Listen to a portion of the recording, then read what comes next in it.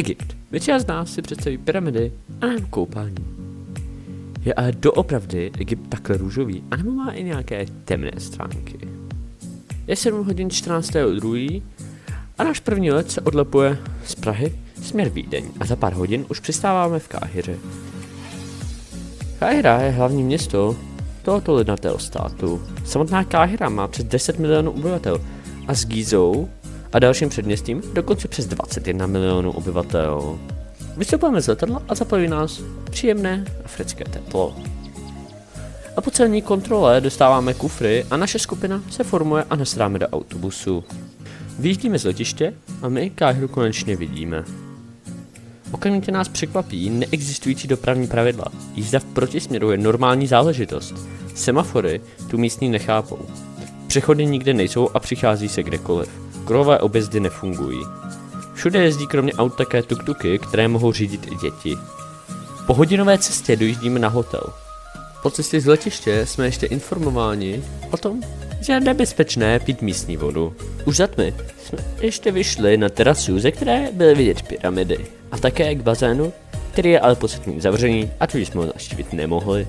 Další den se po snídani naše skupina už v 7 hodin schází u autobusu a vyrážíme kolem nedosažených budov k hotelu Marriott, který leží nedaleko pyramid, kde si směníme dolary v egyptské libry. Pro upřesnění, v Egyptě se platí pouze bankovkami, za to však dolary, eury i místními librami. Za $1 nebo euro, má to stejnou hodnotu, dostaneme 50 egyptských liber, tudíž 2 libry za 1 českou korunu. A poté už vyrážíme na 4hodinovou cestu směr Alexandrie. Po jedné zastávce pokračujeme v cestě a přijíždíme k Alexandrii.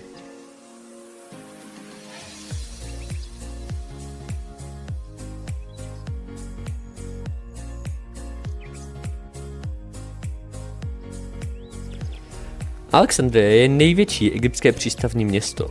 Město se nachází na břehu Středozemního moře. Naše první zastávka byla Alexandrijská knihovna. Tato knihovna byla postavena na místě staré knihovny, která už v dávné století zpět obsahovala všechny významné knihy té doby. Okolo roku 43 našeho letopočtu však vyhořela. Nová knihovna, otevřená v roce 2002, slouží jako studovna a samozřejmě také knihovna.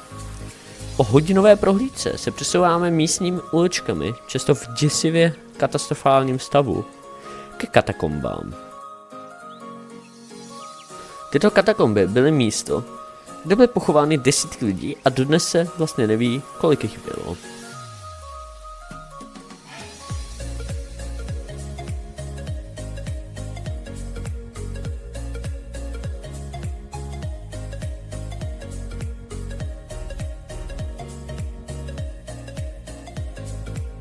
A poté nás čeká velmi dlouhá cesta zacpanou Alexandrií.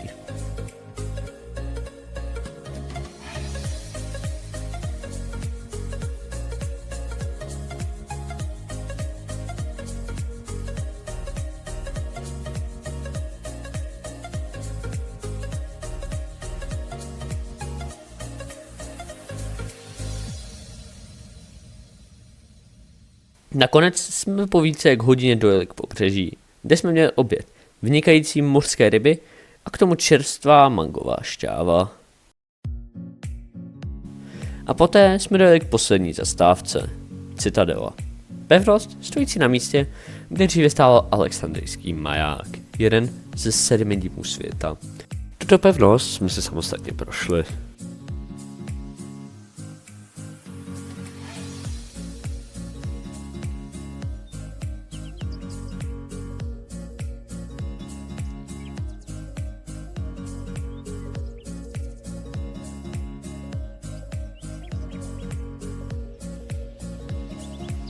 A dále se znovu vydáváme na 4hodinovou cestu, opět do Káhiry.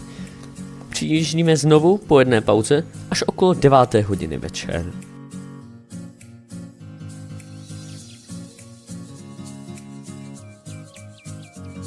Další den je sraz stejný jako první den. A opět se vydáváme směr pyramidy. Tentokrát však u vstupu k pyramidám zastavujeme a jdeme k nim. Pyramidy. 1000 let staré stavby ve tvaru jehlanu. Jeden ze 7 divů světa. Asi každého napadne, jak tyto stavby mohly postavit bez použití železa a používali na to pouze kámen. U Cheopsovy pyramidy nám průvodce vypráví, jak vypadala historie pyramid. Hodně lidí může také překvapit, že pyramidy nebyly vždycky kaskádovité, ale dříve byly hladké. Poté máme rozchod a odvážlivci se mohou podívat do vnitřku Cheopsovy pyramidy. Tuto možnost jsem nemohl odmítnout a tak se šlo dovnitř.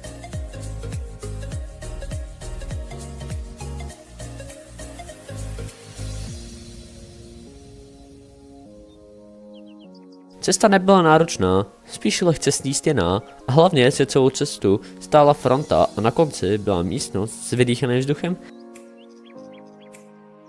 ale za to se zbytkem sarkofágu slavného faraona. Došli jsme ještě k pyramidě Rachefa. Následně jsme popojeli na nádherné až dechberoucí místo.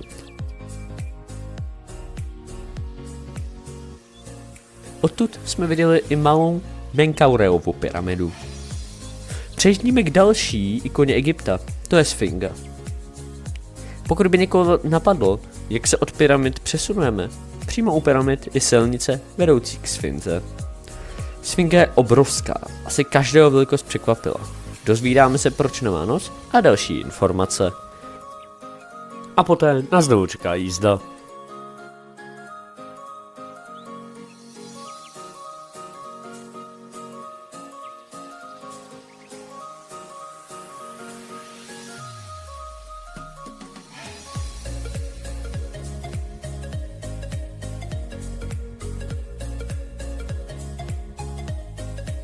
Po hodině jízdy dorážíme k vůbec prvním postavené pyramidě.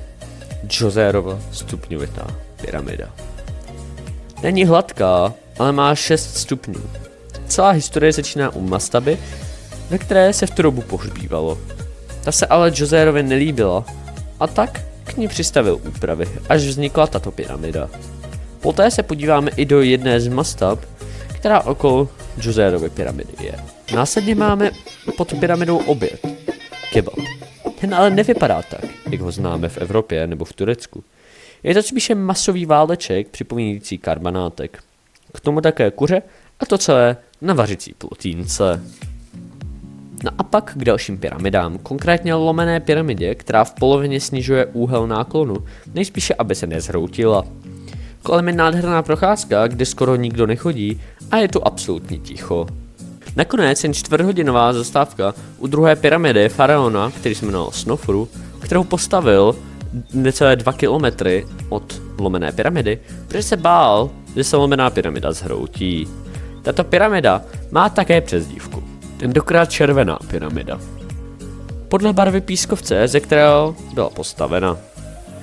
Na hotelu, do kterého přijíždíme po zastávce ve výrobně papirusu, se ale odpočinek nekoná, spíše naopak. Musíme se totiž zabalit, protože další den přejíždíme na jih Egypta. Tentokrát je strat až v 7:30. Vyrážíme odbytovaní z hotelu a tudíž i z kufry. Jedeme ranní Káhirou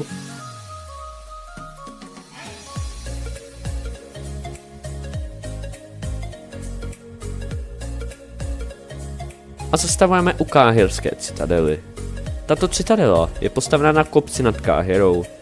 Hlavní ikonou této citadely je mešita Al-Nasira. Zde se dozvídáme informace o islámu,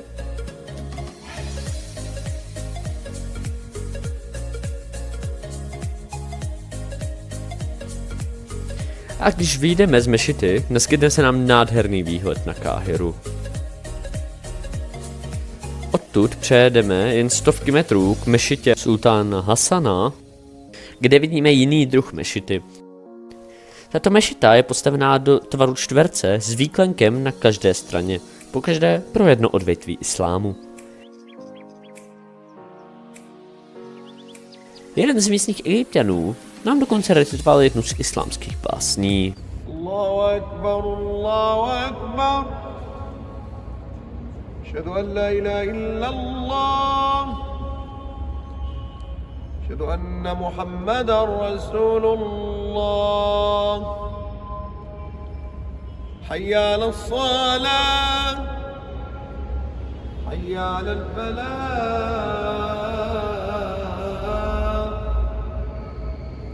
الله أكبر الله أكبر لا إله إلا الله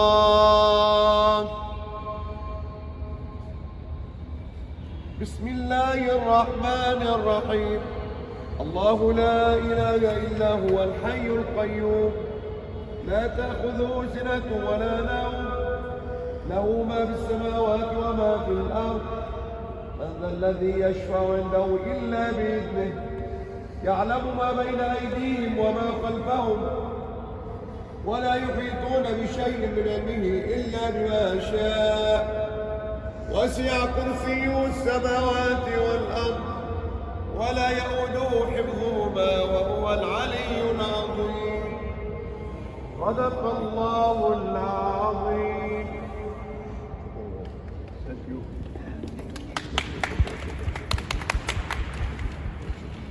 A poté nás čeká krátká jízda.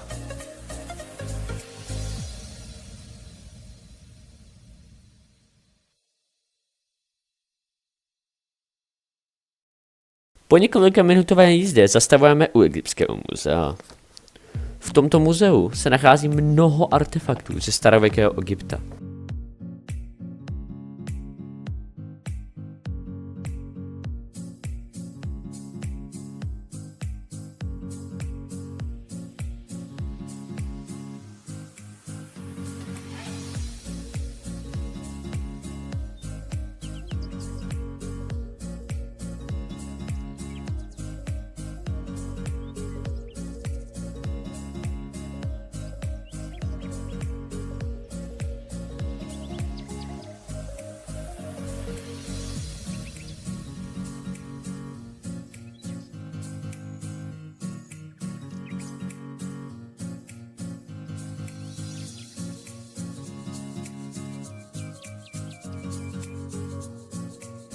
Nejvýznamnější z artefaktů je originální maska Tutanchamona. Ta se ale nesmí fotit ani natáčet.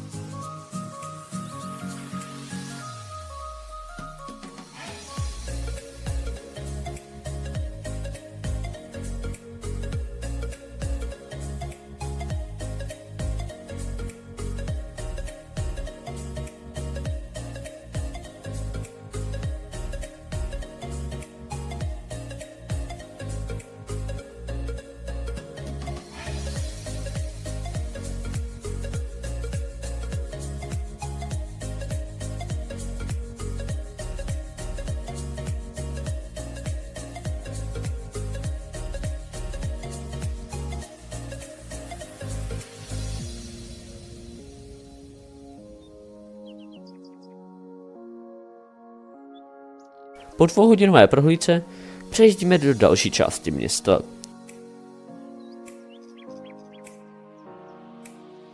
Koptská čtvrť. Ne v celém Egyptě je pouze islám. Koptská čtvrť je křesťanská. Tam se podíváme na 2 kostely,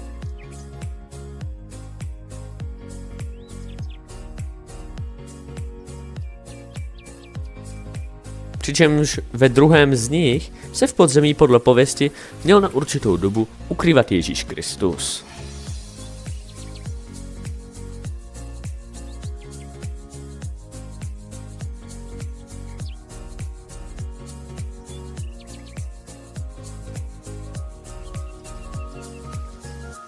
Poté už hladoví jedeme na oběd formou bufetu. Odtud všichni přejíždíme na nové kairské nádraží, staré pouze půl roku.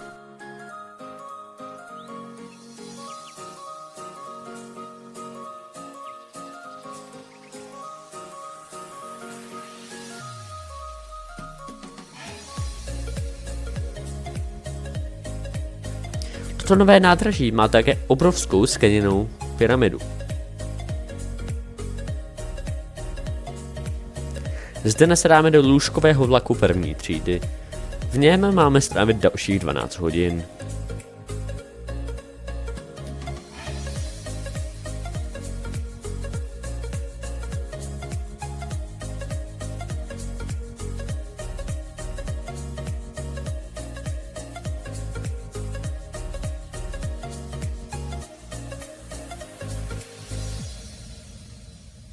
Chvíli po odjezdu dostáváme večeři, a to řízek s rýží, což u nás není moc obvyklé, a ještě k tomu s hranolkami.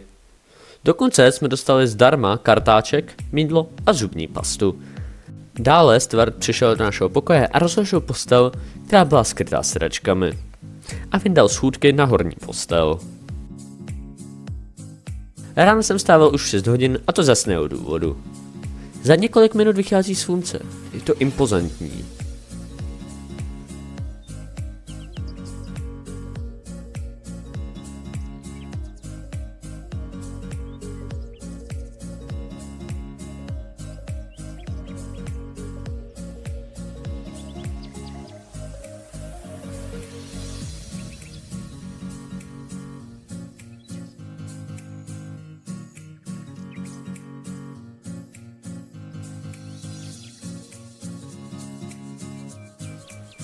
Za několik minut projíždíme okolo Luxoru a zde vidíme balón. To nás ale teprve čeká. V 8 hodin dostáváme snídani. Muffin, bagetu, sýr feta a chipsy.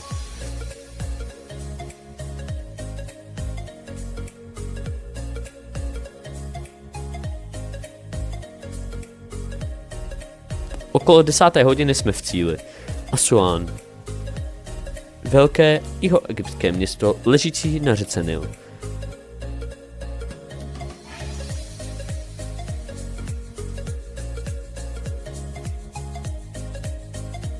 Od nádraží přejíždíme k malé asuánské přehradě. Po cestě si všímáme méně bělochů a naopak více místních obyvatel tmavší barvy pleti. Na přehradě nasedáme do loďky a přejíždíme ke chrámu Philé.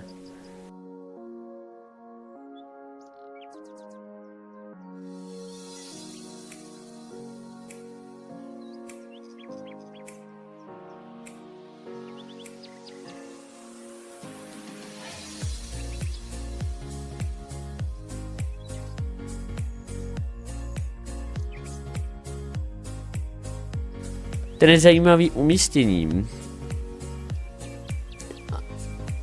na ostrově, kde ale nestál vždy při stavbě malé asuánské přehrady, byl přesunut asi o 300 metrů.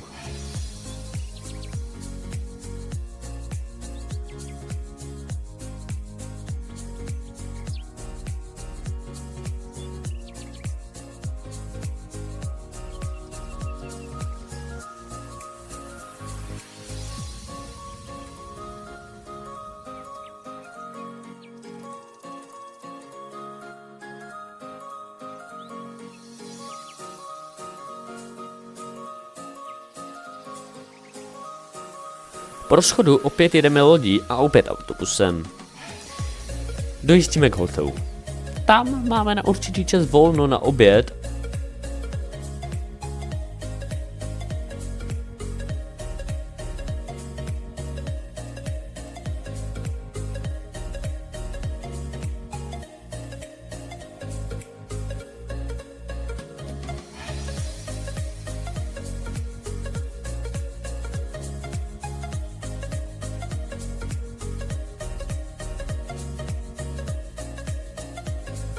A poté vycházíme pěšky k Nilu.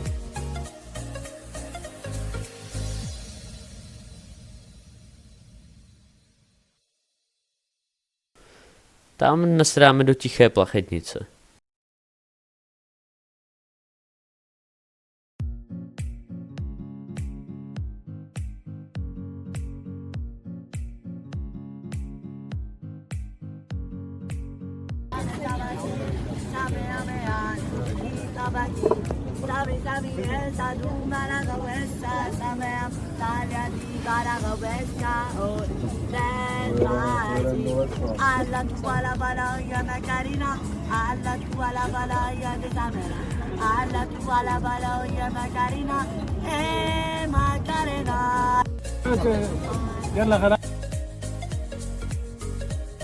Odtud jedeme kolem ostrovu Elefantina.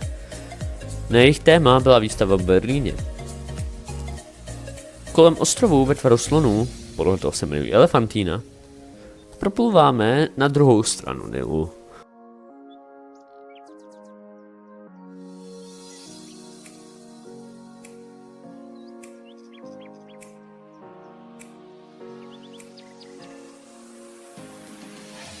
Tam zájemci nasednou na velbloudy a ti s námi jdou asi půl kilometru doprostřed pouště a odtud znovu zpátky. V místě, odkud se vyjíždělo, se dalo koupit egyptské pivo.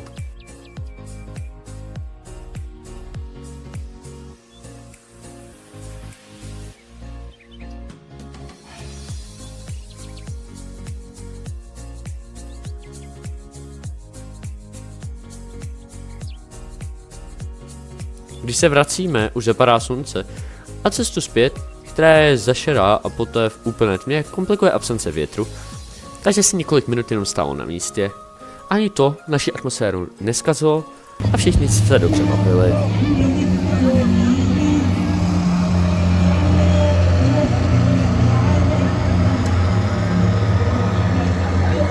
Návratu na hotel jdou všichni rychle spát, protože je ráno sraz před hotelem už v 4 hodiny egyptského času. A to dokonce je odbytovaní, i z kufry. Vyjíždíme na třeba půl hodiny dlouhou cestu, která je z velké části v nekonečné poušti.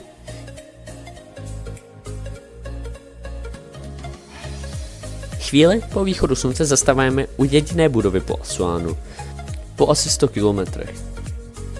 A po hodině jízdy se cesta komplikuje. Z chladiče autobusu uniká voda. Několikrát zastavujeme, ale motor se vždy podaří nahodit.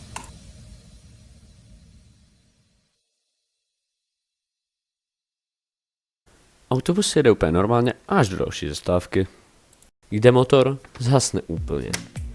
V poušti, kde nikde nic není. Prostřed pouště, bez jakékoliv civilizace, čekáme na náhradní autobus.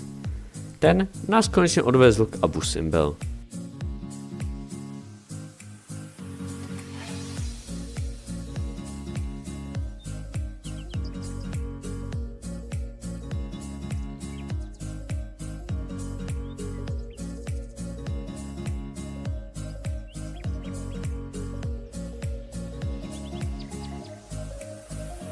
Obrovskému skalnímu chrámu, postaveném ve skále, u největšího uměle vytvořeného jezera, vedoucího od velké Asuánské přehrady až do sousedního Súdánu.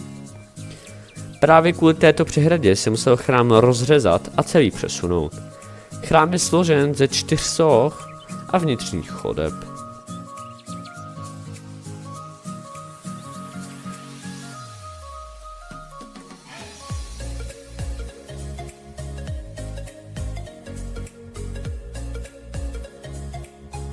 Vedle chrámu nejoblíbenějšího egyptského faraona Rámese II.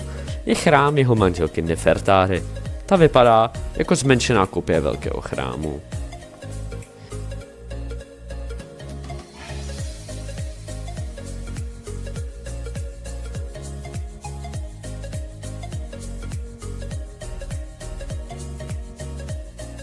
Znovu odjíždíme do Asuánu. Tentokrát bez problémů.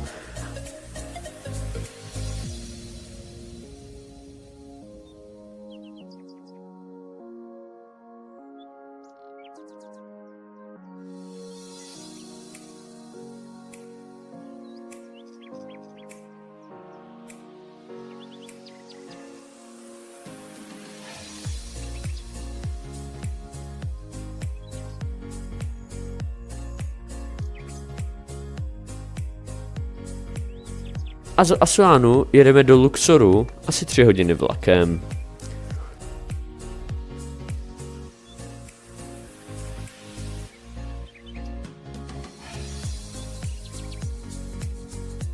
Tam máme oběd do večeři, buď egyptské národní jídlo košarí, anebo moje volba šavarma, egyptská varianta gyrosu.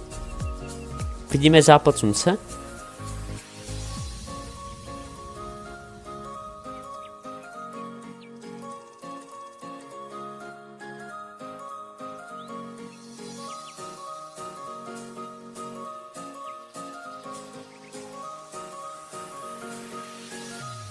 A s veselou atmosférou dojíždíme do Luxoru a s autobusem dojedeme do hotelu.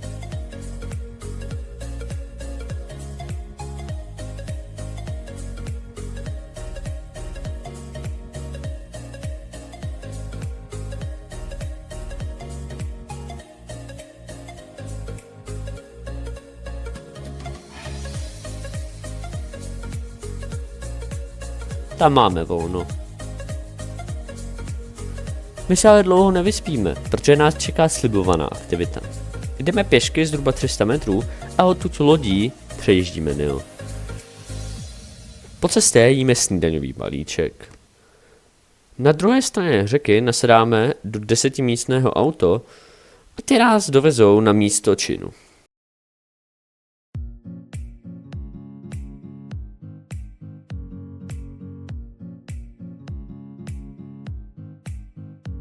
Vychází slunce a před námi se na louce najednou objevuje asi 50 balónů.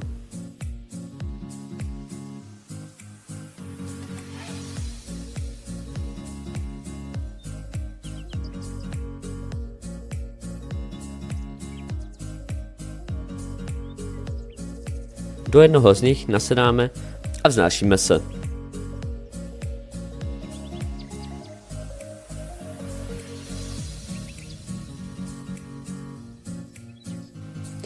Asi jako jediný letíme nízko nad hrobkami urozených a nad chrámy.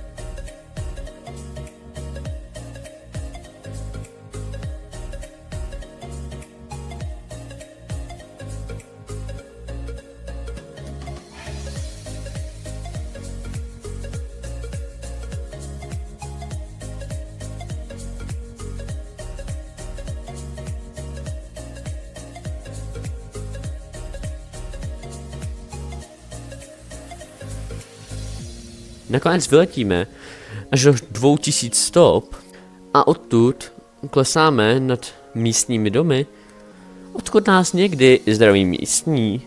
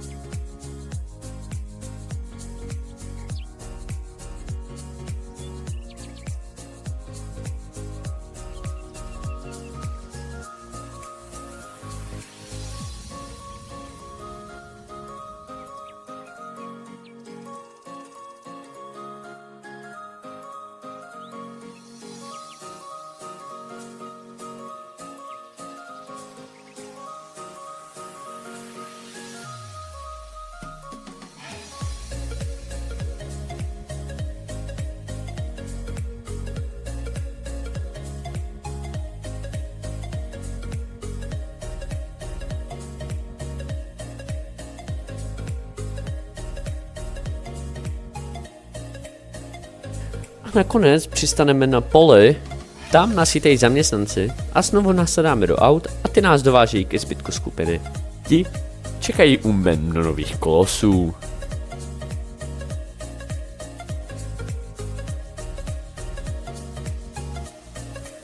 A poté se už vydáváme do proslulého údolí králů.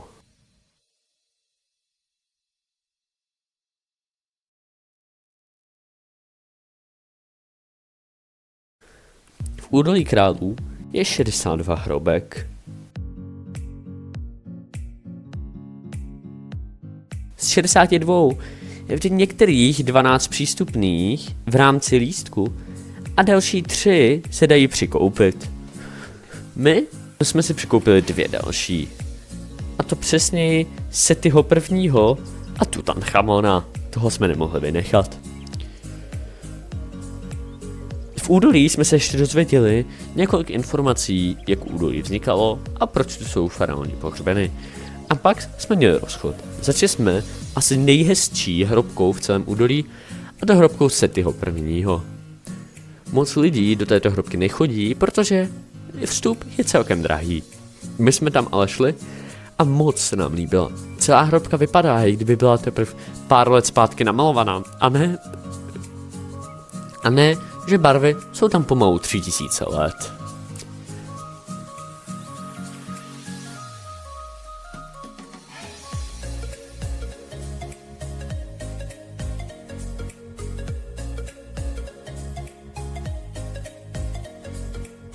Jako další jsme se vydali do hrobky Merenptaha.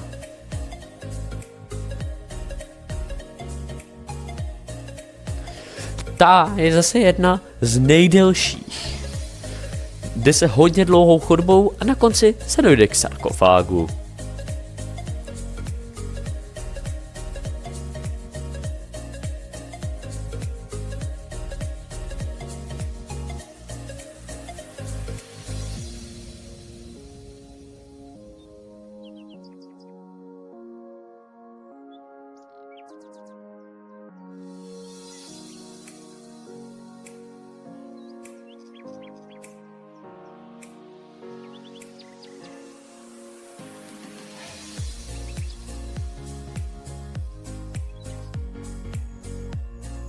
Další jsme vešli do hrobky, kterou jsme nemohli vynechat. Hrobka Tutanchamona. A dokonce v malé hrobce faraona, který nebyl ničím významný, vidíme jeho mumii. Celou tuto hrobku objevil Howard Carter. Tento muž objevil nejvýznamnější nález za celou historii Egypta. Nedotčenou pohřební komoru. A to je to druhá nejmenší komora v celém údolí. V komoře se nyní nachází pouze mumie, která je zde vystavována pouze někdy, a také místo, kde byla mumie nalezena spolu se sarkofágem, který už jsme viděli, no a to v části místnosti, která je stále vymalovaná. Jako další jsme se vydali do hrobky Ramese III.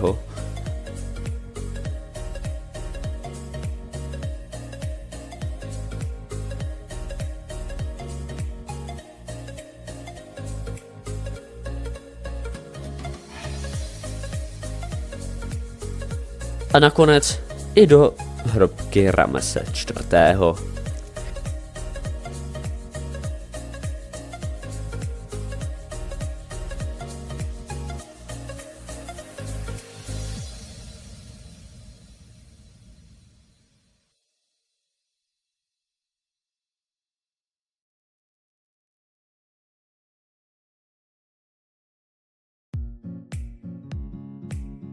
Poté se naše skupina znovu sešla a popojili jsme k dalšímu významnému luxorskému místu.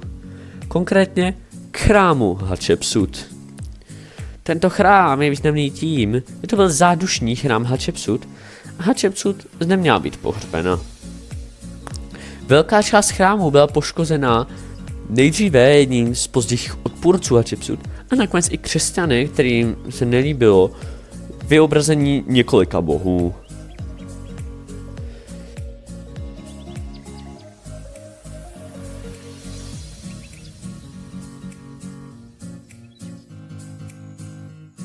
Celý tento chrám je stupňovitý a z dálky vypadá jako, že jsou všechny stupně na sobě, ale když tam člověk vejde, tak jsou vyskládány za sebou.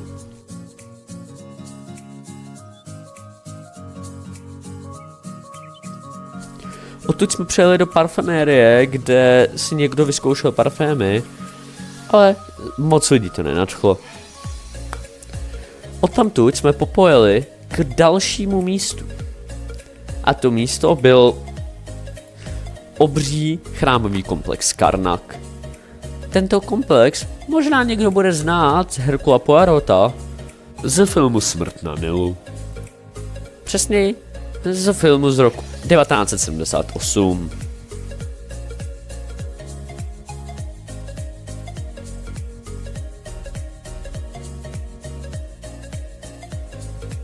V tomto chrámu se nachází spousta vysokých sloupů, různé obelisky a různé ruiny všemožných staveb, které zde dříve stály.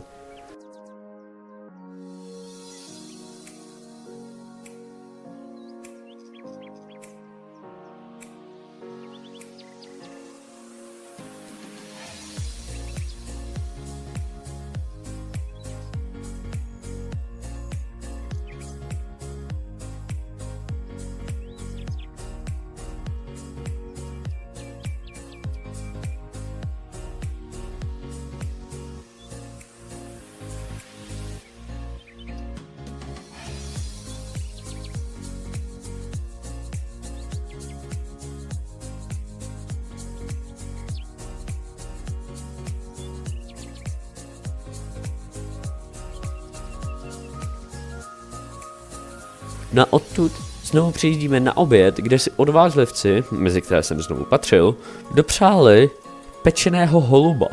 U nás by se toto asi nejedlo. V Egyptě je ale holub požádán za jedno z výsostných jídel a v naší restauraci byl vycpán rýží, tím pádem tam moc masa nezbylo. Poté už jsme jeli na hotel, kde se s námi průvodce i průvodkyně rozloučili a já si myslím, a že celá skupina jim chce ještě jednou poděkovat za to, jak nádherně nám o Egyptě vyprávěli.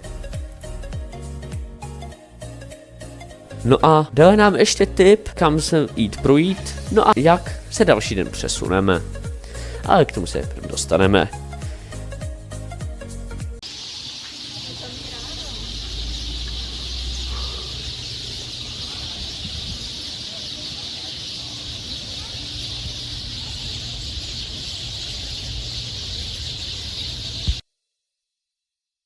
My jsme jejich tip dodrželi a šli jsme se podívat do luxorského chrámu.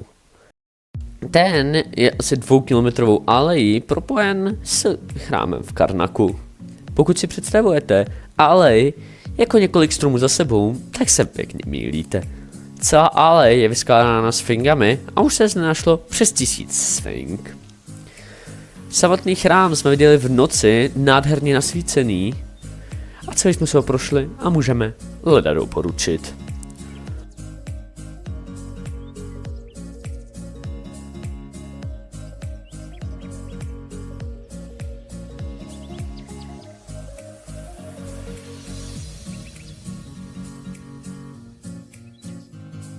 Po cestě zpátky jsme ještě ochutnali nějaké zajímavé jídlo v McDonaldu a dokonce jsem tam měl i toto modré pití. Večer už jsme byli celkem unavení. Vzhledem k tomu, že jsme měli na balóny sraz ve 4:45 a spát jsme šli kolem 10. hodiny. Další den jsme se ráno sešli v 7:45 a v 8 hodin jsme vyjeli směr poslední destinace. A tou byla Hurgáda.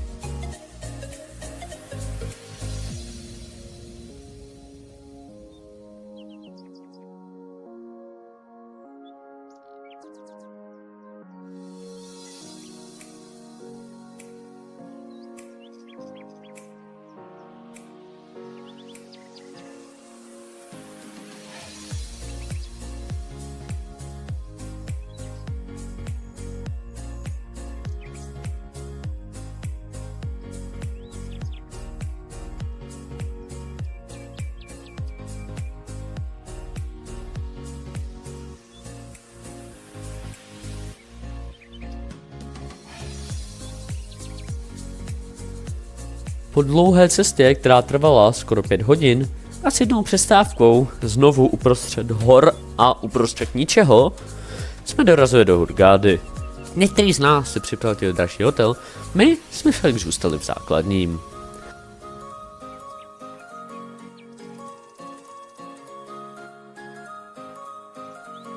Ten se jmenoval Pyramisa a ležel zhruba půl hodiny cesty od Hurgády. Byl v nádherné zátoce, kde ale celkem foukalo, stejně jako v celé Hurgádě.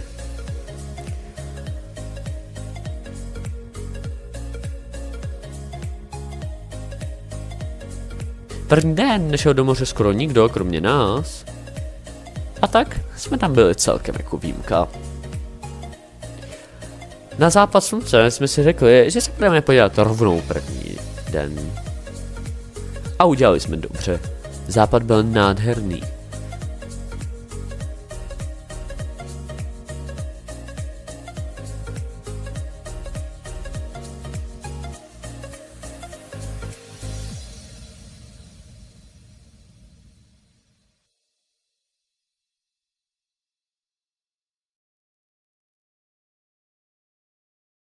Další den jsme měli zhruba volno, jen jsme se koupali, anebo jsme byli na pokoji. Koupání ale stěžoval fakt, že všude hrozně foukal. Nárazy větru byly až 50 km za hodinu a tudíž se venku prakticky nedalo být. Další den, což byl poslední celý den, jsme se ráno zbudili a venku bylo pocitových 8 stupňů, což na Egypt zrovna moc není. Pro srovnání u Abu Simbel, u chrámového komplexu, bylo stupňů až 29. Říkali jsme si, že nebudeme celý den trávit jenom u moře a že se někam podíváme. Chtěli jsme nejdřív jet šnorchlovat, ale z důvodu větru to bylo zakázáno. A tak jsme jeli do delfinního světa.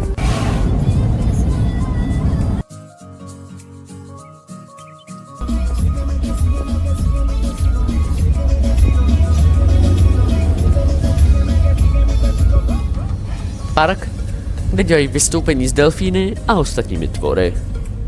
Tady vám teď nechám videa a sami si to zhodnoťte.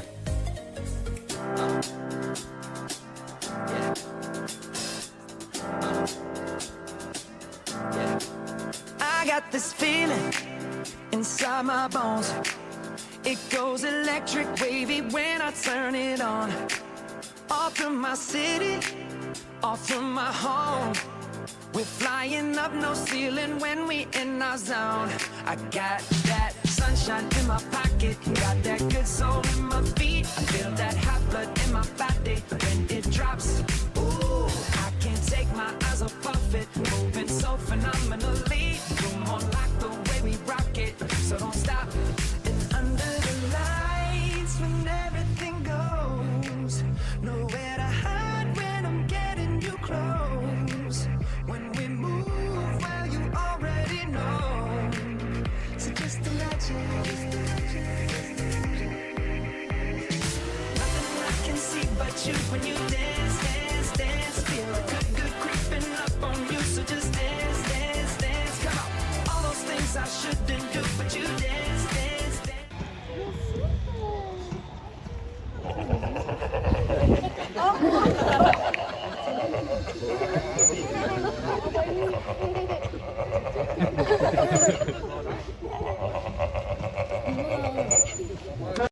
And ain't nobody leaving soon, so keep dancing. I can't stop the feeling. So just dance, dance, dance. So just dance, dance, dance. Ooh, it's something magical. It's in the air, it's in my blood, it's rushing on. I don't need no reason, don't need control. I fly so high, no ceiling when I'm in my zone. Cause I got that sunshine in my pocket, got that good soul in my feet. I feel that hot blood in my body when it drops. Ooh, I can't take my eyes off it, moving so phenomenally. You're more like the way we rock it, so don't stop, stop, stop. Under the lights when everything goes, nowhere to hide when I'm getting you close. When we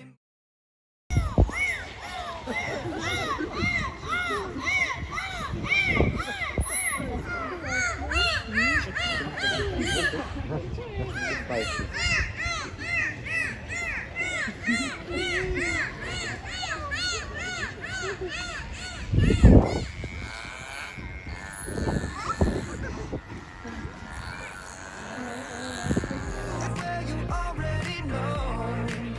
So just imagine. Nothing I can see but you when you dance, dance, dance. Feel good, good creeping up on you. So just dance, dance, dance. Come on. All those things I shouldn't do, but you dance, dance, dance. And ain't nobody leaving soon, so keep dancing. I can't stop the feeling. So just dance, dance, dance. So just dance, dance, dance. So just dance, dance, dance. I can't stop the feeling, yeah. So keep dancing.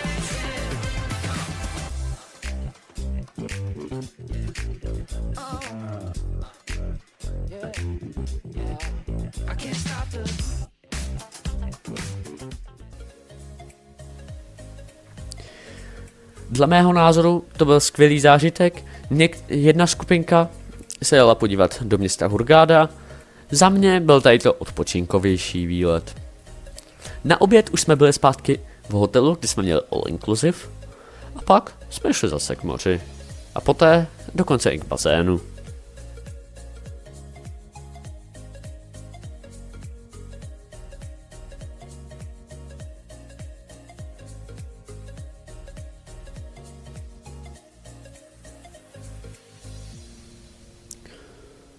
Poslední den ráno jsme ještě jednou zašli k moři, to už foukal vítr úplně nesnesitelný, no a potom už jsme se zbalili a vyjížděli jsme mikrobusem směr letiště.